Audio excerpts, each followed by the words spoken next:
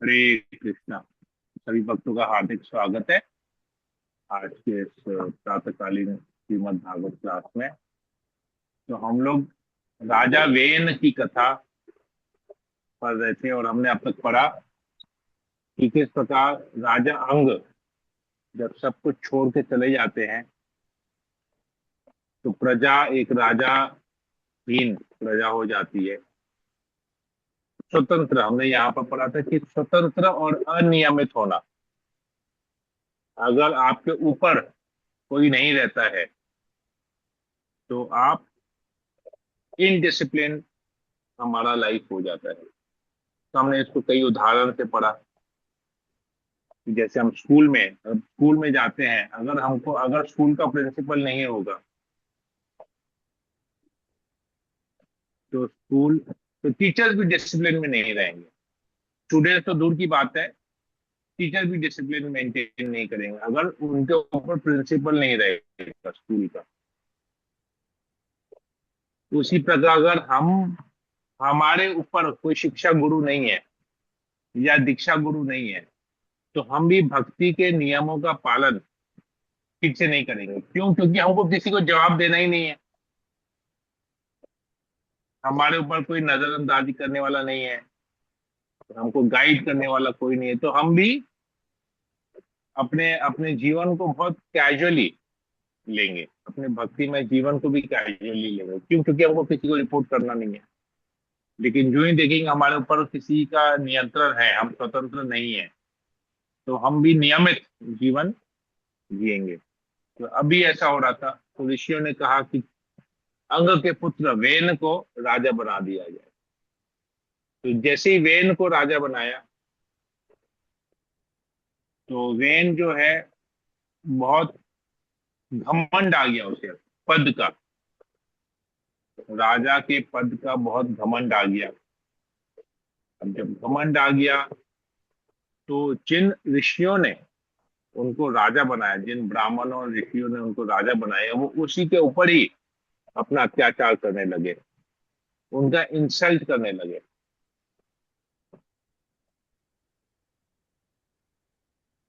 तो ये देखिए, ये जो हम बात कर रहे हैं ये सत्युग की बात कर रहे हैं, और ये सब चीज ना हम अभी भी देख पा रहे हैं। अभी के वर्तमान समय भी हम इसको देख पा रहे हैं। क्या देख पा रहे हैं? जैसे हम लोग भी जब सेवाएं करते हैं, हम अक्सर देखते हैं यहाँ पर जब सेवा में किसी को पदवी मिलती है ना, तो पद से वो उसमें घमंड आता है और वो फिर दूसरे भक्तों को छोटा दिखाने लगता है, अपने आप को ऊपर समझता है, दूसरों को छोटा दिखाने लगता है। जिन भक्तों के संग में रहकर उसने सेवा सीखी है, जैसे ही उसको पद मिलता है उसको लगता है वो स्वामी हो गया, बाकी सब उसके दास है। और हमने शिक्षा ली थी कि जब पदवी मिलती है, हम जब सेवा करते हैं, सेवा बहुत अच्छी तरह से करते हैं, तो हमको एक पदवी मिलती है, एक पोस्ट मिलता है। तो उस पोस्ट में रह के हमको और अच्छी तरह से हम कैसे सेवा कर पाए, हमको उसके ऊपर ध्यान देना चाहिए, ना कि उस पद पे आके दूसरों से हम सेवा करवाए, खुद मालिक बन जाए। ऐसा नहीं है। लेकिन राजा वेन के केस में ऐसा ही हुआ, हमने देखा। पद का घमंड आ गया, ऐश्वर्य आ गया, तो वो सबका इंसल्ट करने लगा और प्रजा के ऊपर भी अत्याचार करने लगा। तो अब जनता जो थी, जो प्रजा थी, एक तो राजा के कठोर स्वभाव के कारण, प्लस राज्य में चोर उचक्के भी बढ़ गए, तो उनसे भी उनको भय। दोनों चीज हमने यहाँ पर भी देखा, हमने इसको कंपेयर किया कि हमारे यहाँ पर वर्तमान में जो कुछ समय पहले तक जो पॉलिटिकल सिचुएशन था वो सही नहीं था।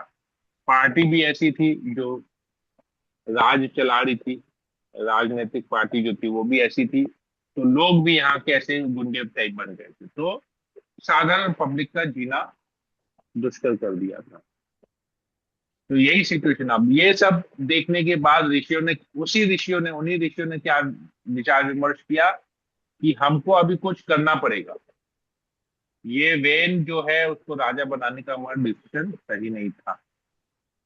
तो हम लोग क्या सोच विचार करके क्या डिसीजन पे आते हैं फर्दर, हम लोग अभी आज से इसको आगे पढ़ेंगे। तो मंगलाचरण कर लेते हैं पहले। ओम अज्ञानतिमिरान्धस्य ज्ञानरञ्जनाशलाकया चक्षुरुन्मीलितं येन तस्मै नमः। ओम विष्णुपादाय कृष्णप्रेष्ठाय भूतले श्रीमते जयप्रदाका स्वामिनिति नामिने। नमो आचार्य पादाय निताय कृपा पदाय गौर कथा दामोदय नगर मुतारिणे। नमो विष्णुपादाय कृष्णप्रेष्ठाय भूतले श्रीमते भक्ति वेदांत स्वामिनिति नामिने। नमस्ते सरस्वती देवे गौरवाणी प्रचारिणे निर्विशेष शून्यवादी पाश्चात्य देश तारिणे। हे कृष्णा करुणा सिंधु दीनबंधु जगतपते गोपेश गोपिका कांत राधाकांत नमस्ते। सप्त कांचन गौरांगी राधे वृंदावनेश्वरी वृषभानुसुते देवी प्रणमामि हरि हरि। वाञ्छा कल्पतरुभ्यश्च कृपा सिन्धुभ्येव च पतितानां पावनेभ्यो वैष्णवेभ्यो नमो नमः। जय श्री कृष्ण चैतन्य प्रभु नित्यानंद श्री अद्वैत गदाधर शिवसदि गौर भक्तवृंद। हरे कृष्णा कृष्णा कृष्णा हरे हरे, हरे राम राम राम हरे हरे। मंगलाचरण की जय। ओम नमो भगवते वासुदेवाय। ओम नमो भगवते वासुदेवाय। ओम नमो भगवते वासुदेवाय। श्रीमद् भागवतम चतुर्थ स्कंद अध्याय 14। अध्याय का नाम है राजा वेन की कथा। आज हम लोग पढ़ेंगे श्लोक नंबर 9 से। ये भागवतम में है, पेज नंबर 560, 560। ठीक। तो हम लोग प्रभुपाद द्वारा दिए गए अनुवाद और तात्पर्य को पढ़ेंगे।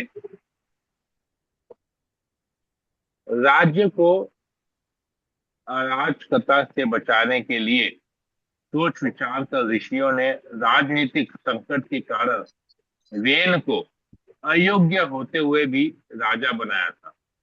किंतु हाय, अब तो जनता राजा द्वारा ही अशांत बनाई जा रही है।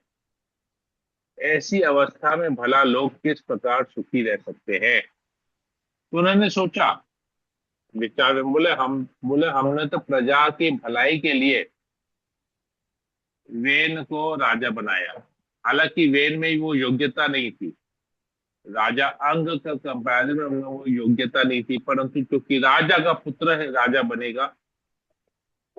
और हमने सोचा कि हो सकता है राजा बनने के बाद ये सुधर जाए, ठीक हो जाए, किंतु ये तो और बर्बाद हो गया है, और गड़बड़ कर रहा है। तो हमारा ये डिसीजन जो है, हम लोगों ने प्रजा के हेतु, प्रजा के हित में हित सोचते हमने वेन को राजा बनाया, परंतु ये आके प्रजा को और परेशान कर दिया। प्रजा तो अशांत हो गई है।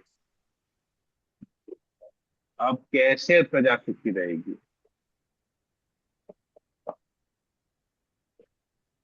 तो तात्पर्य में प्रभुपाद जी एक बहुत सुंदर बात यहाँ पर लिखते हैं।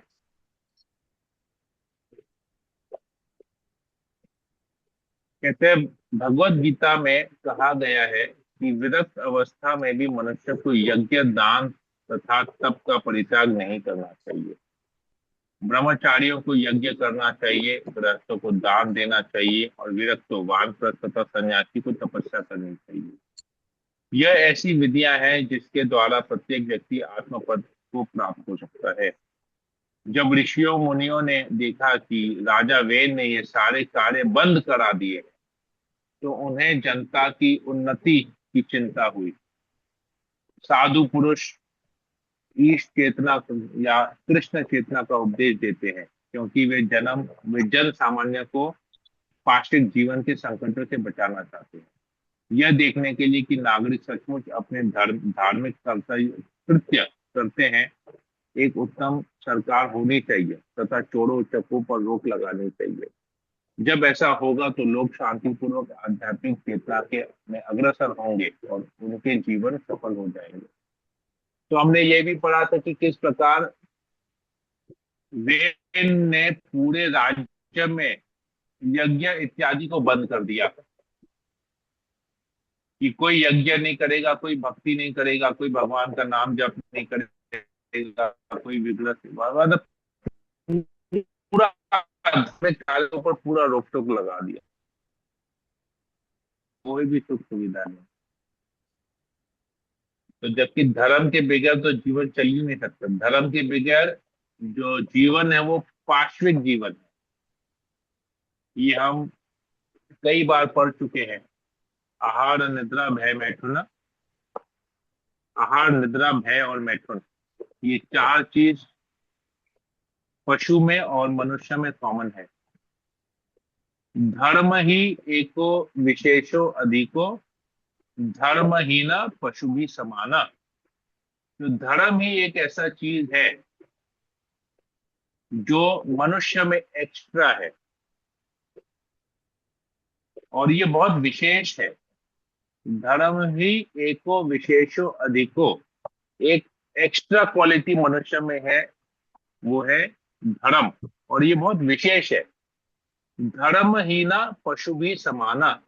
अगर कोई व्यक्ति मनुष्य धर्म का पालन नहीं करता तो वो पशु के समान है, क्योंकि पशु आहार निद्रा भय और मैथुन के आगे सोच नहीं सकता। तो मनुष्य भी अगर इसी प्रकार का जीवन पालन करेगा तो वो पशु के समान है। तो इसलिए कहते हैं कि भक्त लोग क्या करते हैं, लोगों को, जन सामान्य को पशु जीवन से ऊपर उठाना चाहते हैं, धर्म का पालन करना चाहते हैं। हमारे लिए क्या प्रचार का इसमें शिक्षा है कि हमको भी लोगों को गीता भागवत पढ़ने की प्रेरणा देनी चाहिए, उनको हरिनाम जप करने की प्रेरणा देनी चाहिए, क्योंकि कलयुग का धर्म ही है हरिनाम संकीर्तन, युग धर्म है।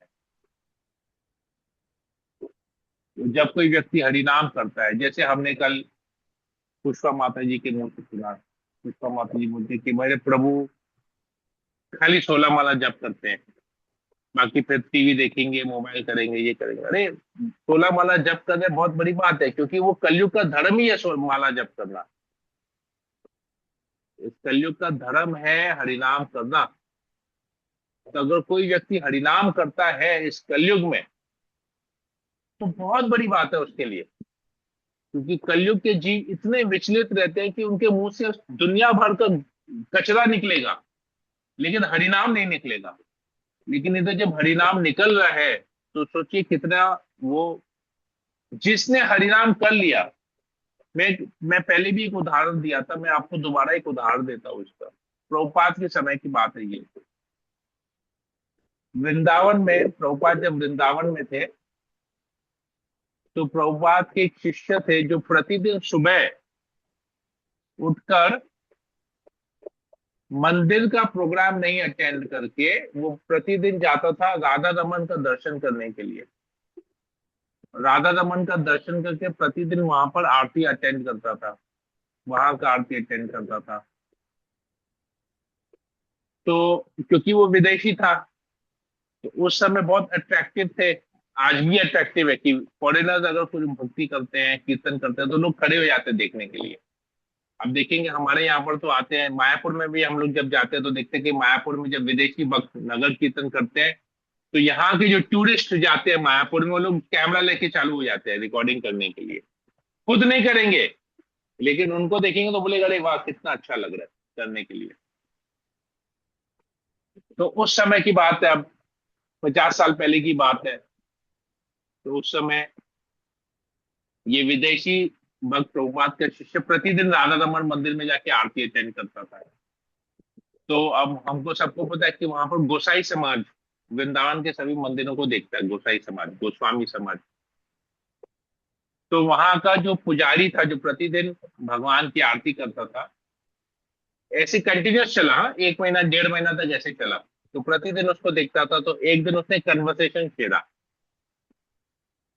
और उससे पूछा, बोला कि आप यहाँ पर, तो बोला कि मैं फलाने देश से हूँ, मैं यहाँ पर आया हूँ, इस्कॉन के साथ जुड़ा हूँ, मैं आता हूँ सुबह, मुझे बहुत अच्छा लगता है राधा रमन की आरती। तो वो गोसाई बोलता है उससे, पुजारी बोलता है कि आप अगर प्रतिदिन इस प्रकार राधा रमन की आरती अटेंड करेंगे, ये पूरा जीवन, आपका जो भी जीवन है, प्रतिदिन अगर आप इसी श्रद्धा से राधा रमन का आरती अटेंड करेंगे, तो अगले जन्म में आपको गोस्वामी परिवार में जन्म होगा और आप स्वयं राधा रमन की आरती में भाग ले सके, क्योंकि गोस्वामी परिवार का मोनोपोली है वहां पर। बाकी बिहारी मंदिर में, यहाँ वहाँ हर मंदिर में, मुख्य मंदिर में गोस्वामी परिवार का मोनोपोली है कि वो उनको छोड़ के और कोई वहां पर आरती नहीं कर सकता है, सेवा पूजा मंदिर में नहीं कर सकता है। तो बोले अगर आप प्रतिदिन ऐसे करेंगे, राधा रमन की आरती अटेंड करेंगे, तो अगले जन्म में आप गोस्वामी परिवार में आपका जन्म होगा वृंदावन में, और आप भी भगवान की आरती कर पाएंगे इस प्रकार से। तो ये सुन के तो और अट्रैक्ट हो गया, और प्रभुपाद की शिक्षा से हम भूल गए। तो प्रभुपाद जब वहां पर थे तो प्रभुपाद बोला यार ये डेली सुबह गायब हो जाता है, क्या हो रहा है। सुबह चले जाता है 5 बजे, फिर देखे तो 8:30 9 बजे आ रहा है। ना हमारे साथ बैठ के जप करता है, ना हमारे साथ बैठ के श्रृंगार दर्शन दर्शन आरती अटेंड करता है, ना भागवतम क्लास मॉर्निंग का क्लास अटेंड करता है। क्या बात है। तो प्रभुपाद ने उसको पूछा, बोला क्या बात है तुम ऐसे कर रहे हो। बोला मैं रोज राधा रमन मंदिर जाता हूँ, तो डेली जाते जाते वहां पर मेरी पुजारी से बातचीत हो गई, तो उसने पुजारी ने मुझे ऐसा कहा। बोले क्या ये सच है। बोला हाँ एकदम सच है। अगर तुम ऐसे करोगे जो पुजारी ने बोला सही, एकदम सही है। अब तुमको पुजारी को क्या बोलना है मैं तुमको बताता हूँ। तुम अभी कल जब जाओगे, तुमको मैं जाने से मना नहीं करूंगा। अब लेकिन तुमको पुजारी को एक मैसेज देना है। पुजारी को जाके बोलना कि अगर आप इसी श्रद्धा से, जिस श्रद्धा से मैं इधर आ रहा हूँ राधा रमन की आरती देखने के लिए, उसी श्रद्धा से अगर आप प्रतिदिन राधा रमन की आरती करते हैं, तो अगले जीवन में आपका वैष्णव परिवार में जन्म होगा और आप हरिनाम कर पाएंगे और भगवत धाम निकल जाएंगे। तो सोच रहे कितनी बड़ी बात है, हरिनाम करना कितनी बड़ी बात है। तो राधा रमन की आरती करके ये बोले कि अब आरती अगर अटेंड करेंगे तो आप अगले जन्म में राधा रमन की आरती कर पाएंगे। प्रभुपाद बोलते हैं अगर आप राधा रमन की आरती प्रतिदिन इस प्रकार श्रद्धा से करेंगे, तो अगले जीवन में आपका वैष्णव परिवार में जन्म होगा और आप हरिनाम कर पाएंगे और आप भगवत धाम निकल पाएंगे। तो सोचिए हरिनाम करना कितना इंपॉर्टेंट है, हरिनाम खुद करना और हरिनाम का प्रचार करना यहाँ पर कितना इंपॉर्टेंट, जो ये शिक्षा हमको मिल रही है यहाँ पर। तो ये धार्मिक कार्य है, हरिनाम करना कलयुग का युग धर्म है। तो केवल हरिनाम करके ही हम भगवत धाम जा सकते हैं। गोलोकेर भक्ति विनोद ठाकुर कहते हैं, गोलोकेर प्रेम धन हरिनाम संकीर्तन। तो ये हरिनाम जो है ये गोलोक का प्रेम धन है।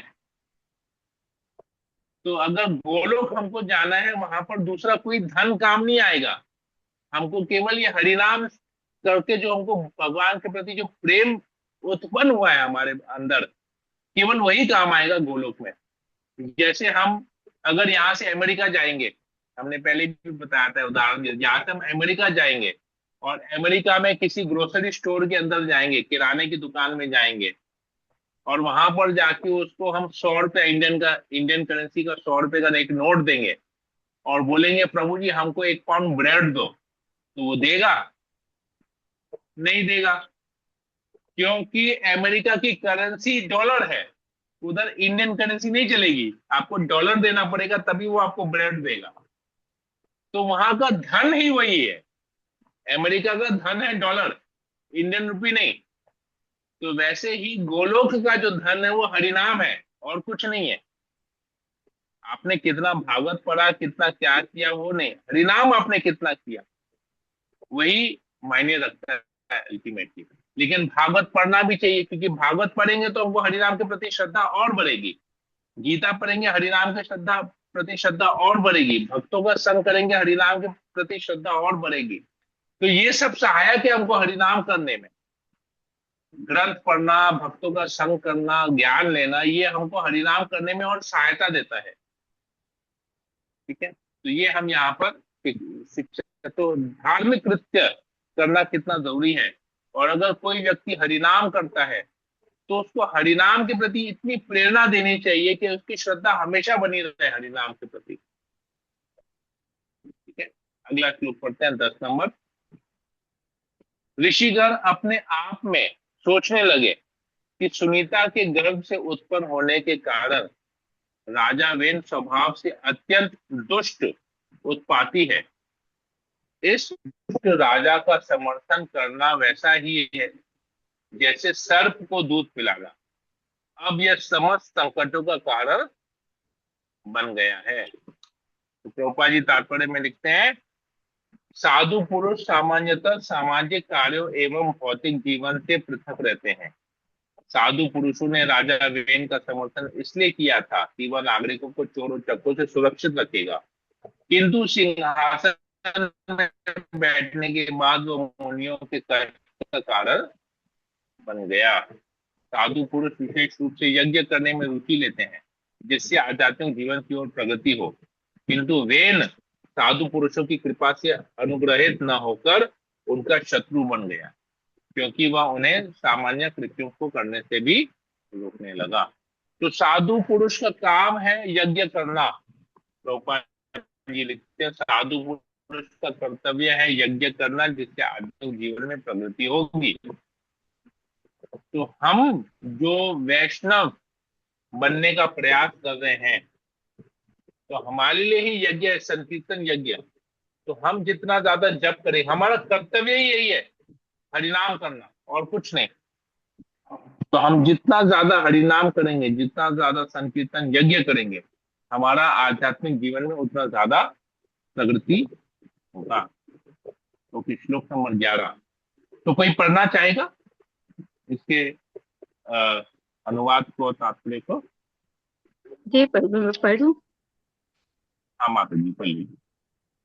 हरे कृष्ण। हमने इस वेन को नागरिकों की सुरक्षा के हेतु नियुक्त किया था, किंतु अब वह उनका शत्रु बन चुका है। इन सब न्यूनताओं के होते हुए भी हमें चाहिए कि उसे तुरंत समझाने का प्रयत्न करें। ऐसा करने से हमें उसके पाप स्पर्श नहीं कर पाएंगे, स्पर्श नहीं कर सकेंगे। तात्पर्य पढ़ो प्रभु। धन्यवाद माता जी। नहीं, ठीक है, तो इसको समझा लेते हैं। तो अभी भी देखिए, साधु पुरुष कितने कृपालु हैं, यहाँ पर हम देख रहे हैं कि वो कहते हैं कि इतना सब कुछ हो जाने के बावजूद भी हमको क्या करना, उसको समझाना है, दंड नहीं देना है। उसको राज गद्दी से उठा के नीचे नहीं फेंक देना है, राजा की गद्दी से। उसको हमको तुरंत समझाने का प्रयत्न करना चाहिए। भाई समझाएंगे तो देखिए ये कितना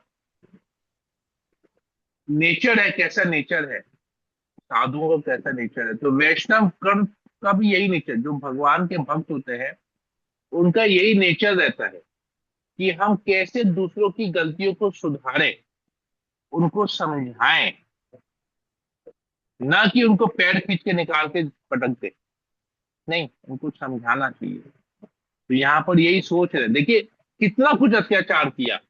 अगर आज हम लोग भक्ति कर रहे हैं, हम लोग जप कर रहे हैं, हम लोग घर में भगवान की सेवा कर रहे हैं, अगर हमारा परिवार वाला आके हमको बोलता है कि मैं तुमको कुछ नहीं करने दूंगा, आज से लेके तुमको कुछ नहीं करने दूंगा, तुमको बांध के कमरे में बांध के रख दूंगा, न भक्तों का संग करने दूंगा, न भगवान की सेवा करने दूंगा, न जप करने दूंगा, कुछ नहीं करने दूंगा, तो आप क्या करेंगे? तुरंत उसको अपना शत्रु बना देंगे।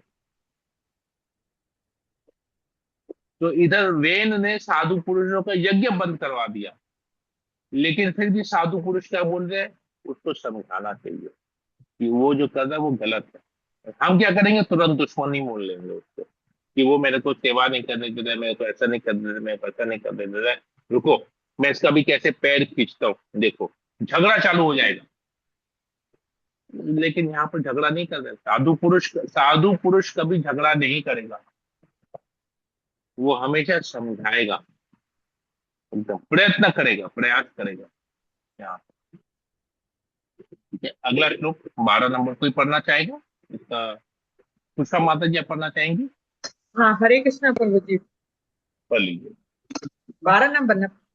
जी जी। मुनि लोगों ने सोचा, निस्संदेह हम उनके दुष्ट स्वभाव से परिचित हैं, तो भी हमने बेन को राज सिंहासन पर बैठाया है। यदि हम उसे अपनी सलाह मानने के लिए राजी नहीं कर लेते तो जनता उसको दुत्कारेगी और हम भी उनका साथ देंगे। इस प्रकार हम अपने तेज से उसे भस्म कर डालेंगे। हरे कृष्ण। ओके, तो यहाँ बोल रहे हैं कि अब अगर वो नहीं सुना, अगर हम उसको समझाए और वो नहीं समझना चाहता है, तो क्या होगा? अभी हम लोग तो फिर भी शांत है, लेकिन प्रजा शांत नहीं है। प्रजा उसको दुत्कारेगी, और तब हमारे पास कोई ऑप्शन नहीं रहेगा, जब केवल अब हमको प्रजा का साथ देना पड़ेगा, परंतु हमको उसको पहले समझाना पड़ेगा। नहीं समझेगा, तब फिर उसको हम लोग दंड देंगे, पर पहले तो हमको उसको समझाना है। ठीक है। तो तात्पर्य में देखिए, प्रभुपाद जी लिखते हैं, साधु पुरुषों की रुचि राजनीतिक मामलों में भले न हो, किंतु वे जन सामान्य के कल्याण के विषय में सदैव सोचते रहते हैं। फलस्वरूप कभी कभी उन्हें भी राजनीतिक क्षेत्र में उतरकर दुख भ्रमित सरकार को या राजा को रास्ते पर लाने के लिए कदम उठाने पड़ते हैं। किंतु कलयुग में साधु पुरुष पहले की भांति शक्तिमान नहीं रह गए। तो अभी अगर ऐसा कोई साधु पुरुष करेगा तो संभव नहीं है। देखिए, अगला श्लोक करते हैं, 13 नंबर। कौन पढ़ेगा? मीना गुप्ता माता जी कर लीजिए। निश्चय ऐसा निश्चय करने ऋषियोगण राजा बैन के पास गए और अपना वास्तविक क्रोध छिपाते हुए उन्होंने उसे मीठे वचनों से समझाया बुझाया। फिर उन्होंने इस प्रकार कहा। हरे कृष्ण प्रभु। पढ़ लीजिए अगला भी, 14 नंबर।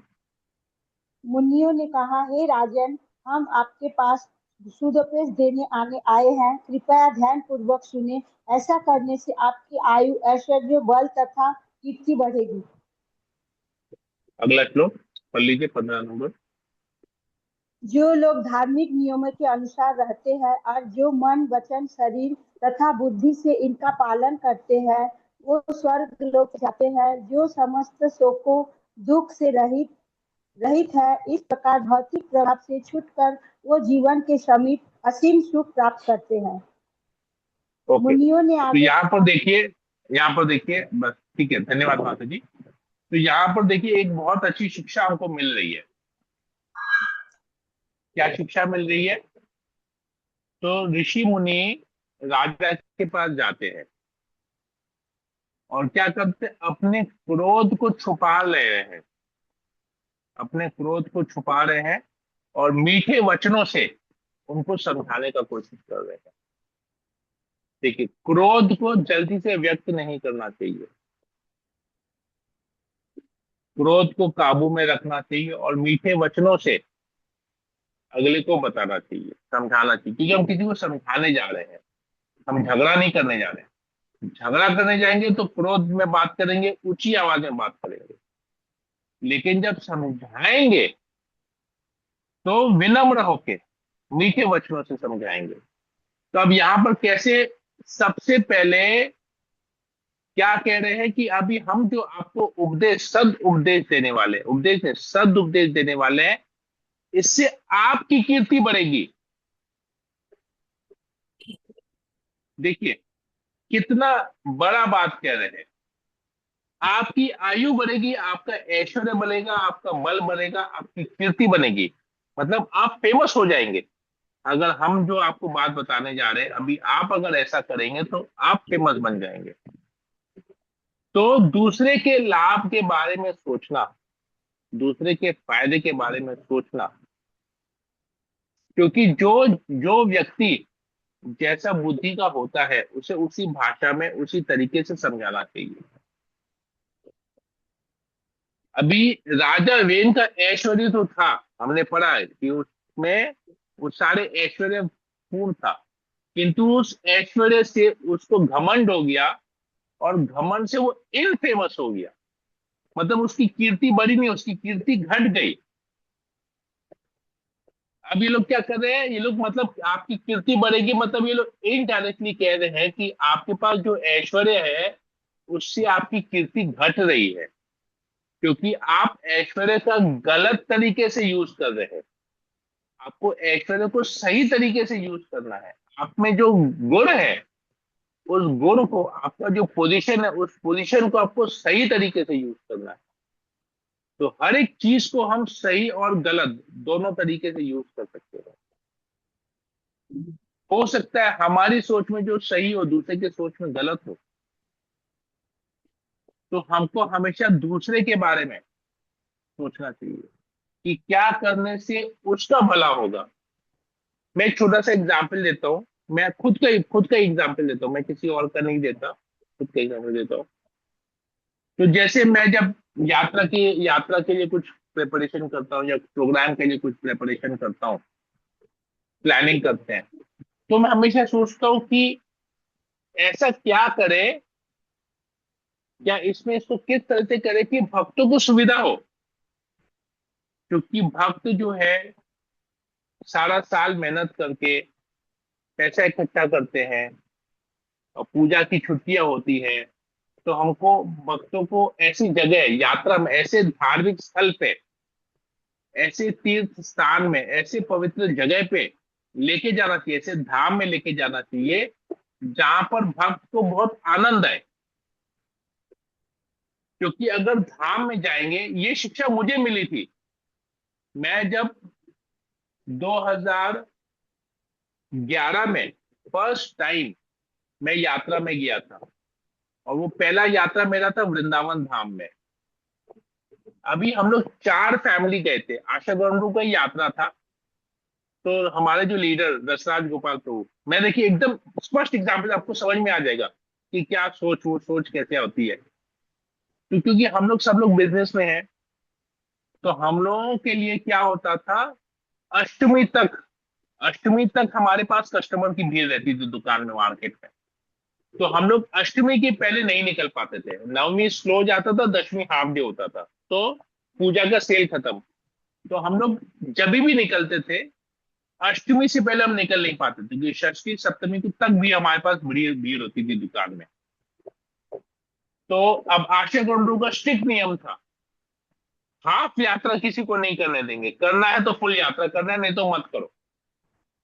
अभी रसराज गोपाल प्रभु आशा गुंडू को बोले कि देखिए ये सब नए लोग हैं, मुझे इनको फेवर करने दीजिए, हाफ यात्रा करने दीजिए।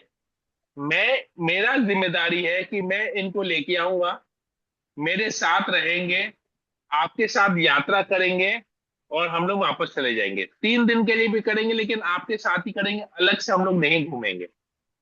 तो आशा गुरु इतने कृपालु, बोले ठीक है। हाँ, बोले अब रसाट गोपाल का मूड क्या है, यात्रा करके इन लोगों को भक्ति में लेके आना, इनको अभी सुख सुविधाएं देंगे इनके हिसाब से, तो इनको फेवरेबल, मतलब इनको फेवरेबल करेंगे तो ये लोग जुड़े रहेंगे, भक्त का संग मिलेगा।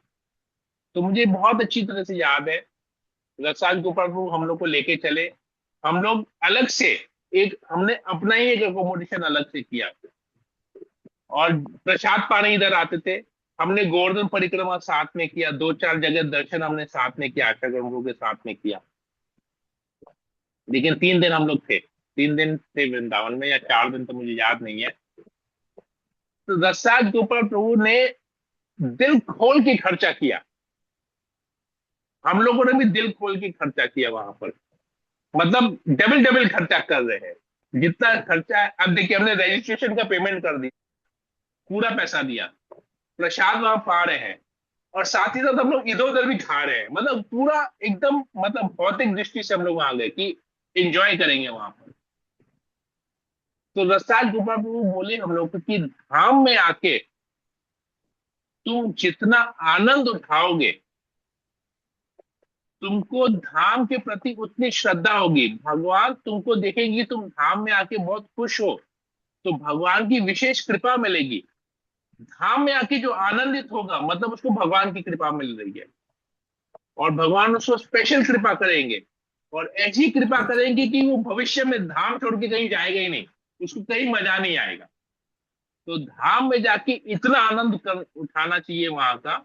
हरि बोल। तो ये जब मूड मैंने सुना, ये जो मूड है जब मैंने सुना, पैसा खर्चा करो, खुश रहो, घूमो फिरो, घूमना फिरना है तो धाम में घूमो, पैसा खर्चा करना धाम में खर्चा करो, जो करना धाम में करो, विशेष कृपा मिलती है उस।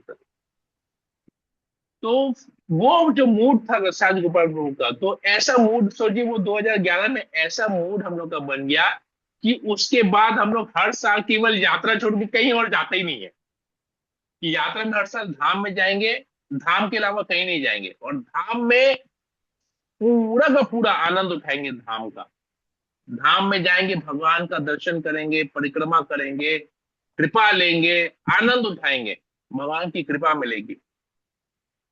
तो मैं, तब मुझे ये सेवा मिली, तब मैं भी ये मूड से आ गया कि कैसे लोगों को कितना ज्यादा सुविधा दिया जाए भक्तों को, ताकि वो लोग यात्रा को अच्छी तरह से एंजॉय करें, यात्रा का आनंद उठाएं। तो जैसे वो लोग यात्रा का आनंद उठाएंगे, उनके ऊपर भगवान की कृपा मिलेगी, और वो लोग भी हर साल धाम जाने के लिए उत्सुक रहेंगे कि हम कैसे धाम जाएंगे, क्यों इस धाम जाएंगे, उस धाम जाएंगे, यहाँ दर्शन करेंगे, वहां दर्शन करेंगे। भले ही भौतिक दृष्टि हो, लेकिन धाम जाने का जो सोच है, और कुछ नहीं करके और कहीं नहीं जाके केवल धाम जाने का कंसंट्रेशन। तो सोचिए, धाम का चिंतन कर रहे हैं, जब धाम का चिंतन कर रहे हैं तो तब भगवान का चिंतन कर रहे हैं, और जब भगवान का चिंतन कर रहे हैं तो भगवान की कृपा क्यों नहीं मिलेगी, जरूर मिलेगी। तो ये चीज यहाँ पर हम लोग देख रहे हैं कि भक्त लोग जो है कैसे बात करते हैं।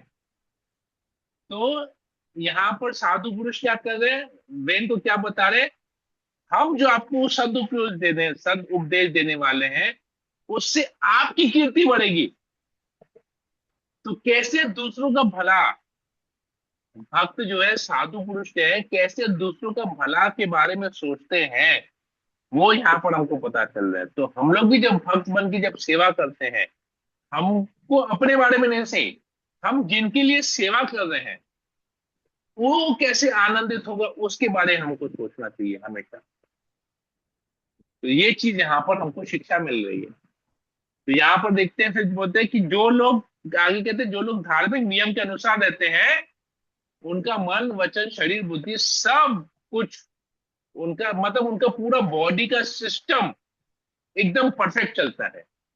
तो हम जब भक्ति करते हैं, हम जब हरिनाम करते हैं, हम जब 4 नियम पालन करते हैं, जो 4 नियम तो धर्म के 4 पैर है, तो जब हम इन धार्मिक नियमों का, जो हमको प्रभुपाद जी 4 नियम देके गए, जब हम इन नियमों का पालन करते हैं, तो हमारा शरीर, मन, सब कुछ स्वस्थ रहेगा, और हम भक्ति में आगे बढ़ पाएंगे।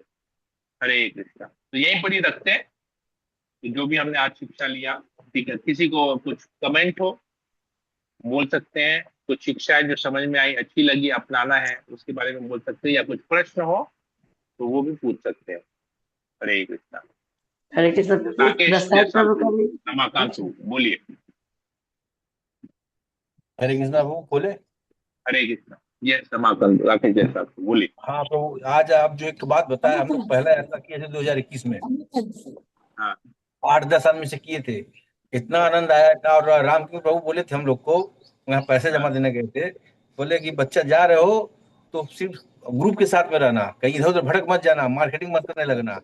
उन्होंने पहला गाइड हमको ऐसा किया कि भक्त के साथ रहना है, और जो आश्रय ग्राम प्रभु जी थे, बोले उनको छोड़ना नहीं है। तो हम लोग भी अपने से ग्रुप में जो भी आदमी जा रहे थे, भक्त जा रहे थे, भक्त तो हम लोग थे ही नहीं उस टाइम में, तो हम लोग मैंने वहाँ प्रसाद चलाने का वैसा कोई हमें सेवा नहीं मिला था, पर देखें सब प्रसाद चला रहा है, सर्विस कर रहा है। हम लोग बोले भाई चलो हम लोग मिल करें, बहुत बड़ा अच्छा अपना नेक काम है। तो हम लोग बिना कोई प्रोग्रामिंग का, और इतना आनंद आया था हम लोग को कि हम लोग जब भी कोई प्रोग्राम आपका प्रभु जी का होता है, किसी भी भक्त लोग का होता है, हम लोग सोचते हैं कि हम लोग और कोई प्रोग्राम अटेंड नहीं करेंगे, बट भक्त लोग के साथ जाएंगे, वैष्णव के साथ जाएंगे। आज आपका जो हम लोग लेक्चर सुने, हम लोग उस समय 2021 का याद आ गया, पहला यात्रा था हम लोग का। देखिए, मैंने 2011 में पहली यात्रा में मुझे ये शिक्षा मिली। उसके बाद से फिर मैं सोचते रहता कि कैसे मैं सेवा करूंगा, कैसे सेवा, तो भगवान की कृपा से सेवा भी मिली आप लोगों की। और यात्रियों की सेवा कैसे कर पाया मुझे पता नहीं है। मैं मेरे अपने क्षमता अनुसार जितना मैं कर सकता था मैंने उतना सेवाएं उतनी जो की। हम लोग लीला में प्रभु जी जब जा रहे थे तो पहला बार हम लोग अनुभव हुआ था, जहाँ जहाँ का जो लीला होता वहां रुक कर हम्म, भजन कीर्तन करते थे, उनका विस्तार से जो बताते थे, उनका हम्म, वो चीज में बहुत आनंद देता था हम लोग को। हम लोग वही। बोले कि भाई हम लोग बहुत जगह गए किंतु ऐसा आनंद हम लोग को कभी मिला नहीं। तब से हम लोग जब भी प्रोग्राम यही सोचे कि जब भी कभी प्रोग्राम होगा आप लोग का, कभी मिस नहीं करेंगे। ये धाम की विशेष कृपा होती है। धाम में आनंद की विशेष कृपा होती है भगवान। राइट, हरे कृष्णा। ओके, विनीता सबनानी माता जी, आपको कुछ पूछना था? हाँ, सादर प्रणाम प्रभु। पूछना नहीं है, यस बोलना माता जी। है। जैसा जैसा आपने बोला हमने भी वैसा ही महसूस किया था। हमने पहला यात्रा 2016 चित्रकूट में किया था। मैं तो ऐसे ही घूमने गई थी, मेरे में हम्म, वैसा कोई भक्ति वक्ति ऐसा कुछ था नहीं। सब जा रहे हैं तो हम्म, कोई नया चीज देखने को मिलेगा, अब देख लेते हैं भक्त लोग आके करते क्या है। पर वहां हम्म, जाने के बाद प्रभु जो मैंने देखा, और आशय गौरंग प्रभु का एक ही श्लोक का मैंने जो सुना, चंचलम ही मना, वो जो गा के सुनाया, मैं मन के ऊपर कुछ और गा रही थी पर ये जो टकरा गया ना, तो मेरे माइंड में सेट हो गया। और फिर प्रभु सच में मैं बहुत जगह घूम ली, भगवान की कृपा ही थी। यूरोप, यूएसए और ये सब, मतलब सब कुछ। पर जो धाम में घूमने का मजा था, मजा है सॉरी, तो वो और कहीं है नहीं। एक तो ये है, राइट। यूएस भी पूरा घूम लिया प्रभु, और यूरोप भी पूरा घूम लिया मैंने। और ऑस्ट्रेलिया की भी बात हो रही है पर मेरा जाने का मन नहीं है। दुबई उबई तो वो बहुत ही हो गया। हांगकांग तो सेकंड हाउस है, मेरी बहन का घर है, तो मैं बचपन से ही जाती हूँ वहां पे। तो वहां अब मेरे को कुछ अच्छा नहीं लगता है प्रभु। मेरे को लगता है कि डिवोटी को साथ घूमने से और वहाँ धाम में जो कथा सुनने से एक पूरा, मतलब जो इम्पैक्ट पड़ता है, और साथ साथ में भक्ति भी बढ़ी। मैंने गीता भी रसराज प्रभु ने ही थमाई। तो मैंने प्रभु को बोला, प्रभु पहले मेरे को ना छोटी वाली गीता दीजिए, पहले थोड़ा पढ़ूंगी फिर बड़ी वाली दीजिएगा। तो प्रभु बोले, छोटा बड़ा कुछ नहीं होता है, गीता गीता होती है। हम क्या, ठीक है, जो है बढ़वा दीजिए बोल के। तो ठीक है प्रभु, अभी आगे बढ़ रहे हैं। और एक बात और बोलनी थी, आपने जो आज बोला कि जो जैसा हो उसी से, उसी को वैसे ही समझाना चाहिए। तो फैमिली में भी ऐसा होता है, ऐसे जैसे क्रोध वाला, तो हम लोग धूम धड़ाम करते रहते हैं। तो ये भी अब से समझ में आया कि कैसे संभल के करना है, मतलब एक सेटिंग कैसे करनी है, किसको कैसे हाँ, हैंडल करना। भक्त थैंक लोग यू। बहुत इंटेलिजेंट होते हैं इस मामले में, जिनको जैसी हम्म, बुद्धि होती है समझ के हाँ उनको वैसे ही प्रचार करते हैं। हाँ, वो सब भी आता है, वो सब भी आता है। नहीं, फैमिली राइट। ऐसा होता है ना, पहले फैमिली संभाले ना, ये क्या हम लोग यहाँ जॉब करेंगे और इधर जाएंगे तो यहाँ कौन करेगा। तो ठीक है प्रभु, ऐसा नहीं है, वहां से हम लोग को एनर्जी मिलती है कि फैमिली को और अच्छा से संभाले। राइट। इधर उधर नहीं होती है फैमिली, फैमिली और अच्छा से सेटिंग हो जाती है। ऐसा राइट। हमारा जो शंका थी वो भी चली गई। पर बाहर वाले राइट। अभी भी ये सोचते हैं, अभी तो मेरा मजाक उड़ता है फ्रेंड सर्कल में कि ये धाम इसलिए जाती है पागल है क्योंकि वहां सस्ता होता है। देखिए क्या बोलते हैं। हमने ठीक है बाबा, तुम लोग को जो बोलना बोलो, ट्रेन में जाती है और गेस्ट हाउस में रहती है। हम के भाई, जो तुम भगवान ने मुंह दिया है तुम लोग बोलो, हमको फर्क नहीं पड़ता है, ठीक है। उन लोग को भी नहीं छोड़ते, सुख दुख में काम आता है तो थोड़ा बहुत जाते हैं, कम हो गया 25%, 100 में 25% हो गया है। राइट। वो भी ठीक है। चला जाएगा। Okay. Thank you, Hare Hare Krishna. Krishna, बहुत प्रभु बहुत एक धन्यवाद। सवाल था, इस बार आप धाम में चल रहे हैं प्रभु? मेरा 50-50 है, मैं अब तक डिसाइड नहीं किया हूं, मैं देखता हूँ कैसे होगा मेरा परिस्थिति का। वो 50 जैसे 100 हो जाएगा प्रभु, प्लीज बताइएगा। देखिए, 50 100। मैं तो हमेशा जाना है तो मुझे तो फ्लाइट में जाना, तो मुझे कोई टेंशन नहीं रहता है, तो इसलिए मैं अभी एडवांस में प्रोग्राम नहीं बनाता। लास्ट में मैं फ्लाइट के टिकट लेके चल जाऊंगा, दिक्कत नहीं है, देखते हैं कैसे होता है। ठीक है, okay, thank Ram you. King Prabhu, आपको कुछ बोलना था? नहीं प्रभु, हमको भी कुछ नहीं बोलना है, लेकिन पहले मेरे मन में रहती थी, हमारी वाइफ हमेशा बोलती थी कहीं घूमने चलते हैं। हम बोले नहीं, घूमने नहीं जाएंगे। कोई ऐसा ग्रुप मिले जो वहां पर सब व्यवस्था करवा दे और सबके साथ में चले। तो भगवान ने हमारी सुन ली। मोटा मोटी 20-21 साल हो गया होगा पहली यात्रा से लेके, और लास्ट ईयर जो हुई, अभी तक कोई हमारी नागा नहीं हुई। और बहुत आपके अच्छा। आने के बाद तो हमको मतलब टेंशन फ्री हो गए। हम आपको हनुमान से ज्यादा नहीं समझते। हरे हरि कृष्णा। बोल। हरि बोल। ओके, ठीक है। मेरी प्रशंसा नहीं, धाम की प्रशंसा हो रही है यहाँ पर। ओके, आशा रानी माता जी।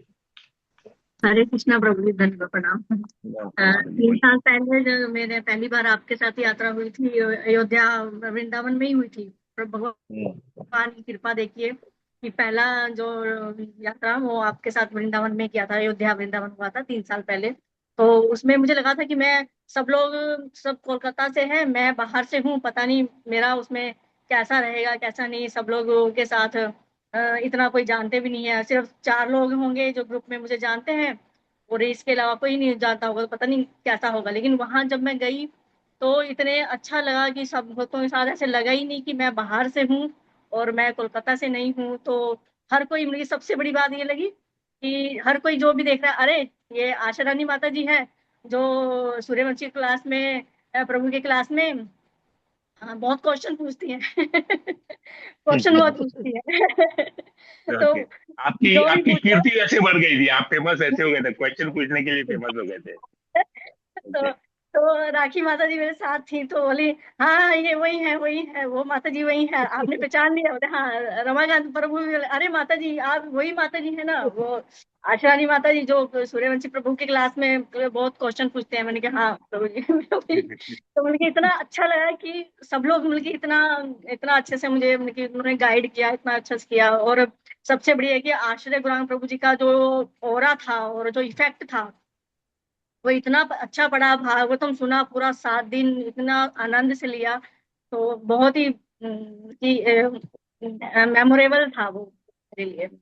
हरे कृष्णा प्रभु। अरे ओके, विनीता सरनानी माता जी, आपका हरे क्वेश्चन। कृष्णा प्रभु जी, दंडवत प्रणाम प्रभु जी। हाँ प्रभु जी बोलिए। मेरा मतलब है मायापुर से जब माता जी बोलिए। हाँ प्रभु जी, दंडवत प्रणाम प्रभु जी। मेरा जब पहला मतलब है मायापुर धाम में मतलब हुआ था, जैसे कि ये प्रोग्राम जब मतलब प्रभु जी लेकर जा रहे थे धाम में, तो पहला मतलब हम लोगों का जो टूर हुआ था तो मायापुर का हुआ था। उतना तब हम मायापुर के बारे में जानते नहीं थे, उतना समझते नहीं थे, ऐसे मतलब मंजू माता जी के क्लास में जाते थे, जप उप करते थे, सब कुछ मैंने हो रहा था। लेकिन जो हम वहाँ मैंने उतना मतलब ये भगवान में इंटरेस्ट नहीं था।